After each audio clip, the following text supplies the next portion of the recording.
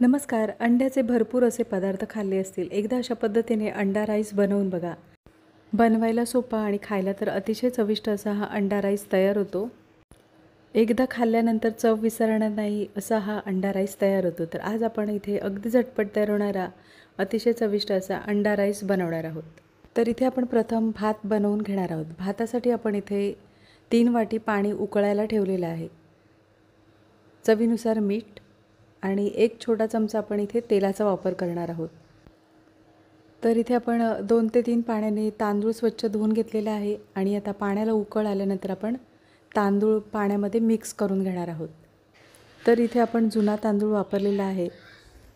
तर इथे आपण 2 वाटी बासमती तांदूळ वापरलेला आहे आणि 2 वाटी बासमती तांदळासाठी 3 वाटी पाणी घेतलेलं आहे. कारण तांदूळ आपण इथे जुना वापरलेला आहे. जुन्या तांदूळ असेल तर थोडंसं पाणी जास्त लागतं. तुम्ही कोणता तांदूळ वापरता त्याच्यावर तुम्ही पाण्याचं प्रमाण ठेवायचं आहे.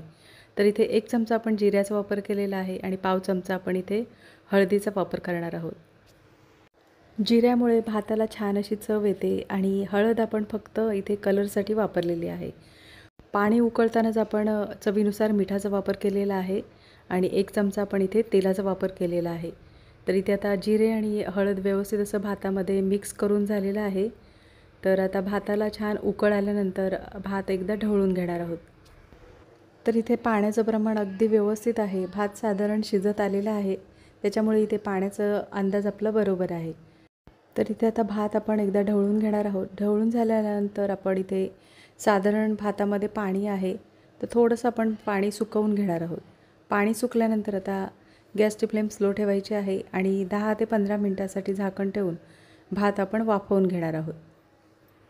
तर इथे 10 ते 15 मिनटं झालेली आहेत आणि झाकण काढून पाहूया. तर इथे छान भात तयार झालेला आहे.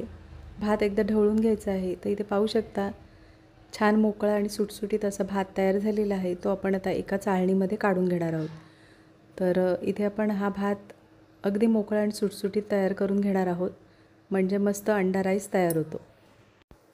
जुना तांदूळच वापरायचा म्हणजे छान मोकळा आणि सुटसुटीत असा अंडा राईस तयार होतो. तर भात आपण एका चाळणीमध्ये काढून घेतलेला आहे आणि आता आपण इथे फोडणी करून घेणार आहोत. तर एका कढईमध्ये आपण फोडणीपुरतं तेल गरम करून घेणार आहोत. तेल छान गरम झाल्यानंतर खड्या मसाल्यांचा वापर करणार आहोत. 2 ते 3 लवंग, दालचिनी आणि पाव चमचा आपण इथे जिऱ्याचा वापर केलेला आहे आणि 2 तमालपत्र. तर पातळ उभा चिरून घेतलेले 2 कांदे आणि 2 ते 3 हिरव्या मिरच्यांचा वापर करणार आहोत. मिरच्या आपण उभ्या चिरून घेतलेल्या आहेत. तर इथे आता कांदा आपण लालसर होईपर्यंत आपण परतवून घेणार आहोत. कांदा छान लालसर होईपर्यंत परतवून घ्यायचा म्हणजे छान चव येते भाताला. तर इथे आता कांदा साधारण परतवून झालेला आहे. कांदा साधारण परतवून झाल्यानंतर आपण एक बारीक चिरलेल्या टोमॅटोचा वापर करणार आहोत. 2 कांदे घेतलेले आहेत त्याच्यामुळे इथे आपण 1 टोमॅटोचा वापर करणार आहोत. बारीक चिरलेला 1 टोमॅटो. कांदा आणि टोमॅटो अगदी एकजीव होईपर्यंत आपण परतवून घेणार आहोत. कांदा आणि टोमॅटो एकजीव होईपर्यंत परतवून घ्यायचा म्हणजे त्याचा कच्चेपणा आहे तो नाहीसा होतो. तर इथे आता आपण कांदा आणि टोमॅटो 2 ते 3 मिनटासाठी झाकण ठेवून वाफ देणार आहोत.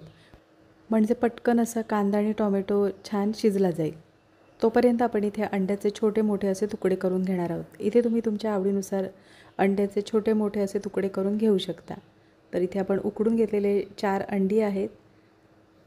तुम्ही तुमच्या आवडीनुसार अंड्यांचा वापर करू शकता. तर इथे मी 4 अंडी घेतलेली आहेत आणि 4 अंड्याचे असे छोटे मोठे असे तुकडे करून घेऊ शकता.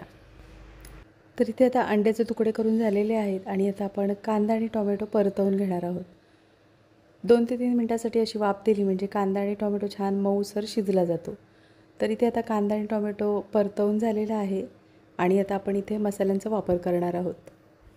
तर इथे आपण घरगुती लाल तिखट 1.5 चमचा घेतलेला आहे आणि मटण मसाला 1 चमचा घेतलेला आहे. तर इथे तुम्ही तुमच्या आवडीनुसार मसाल्यांचा वापर करू शकता. तर घरगुती लाल तिखट आपण 1.5 चमचा आणि 1 चमचा आपण इथे मटण मसाला वापरलेला आहे.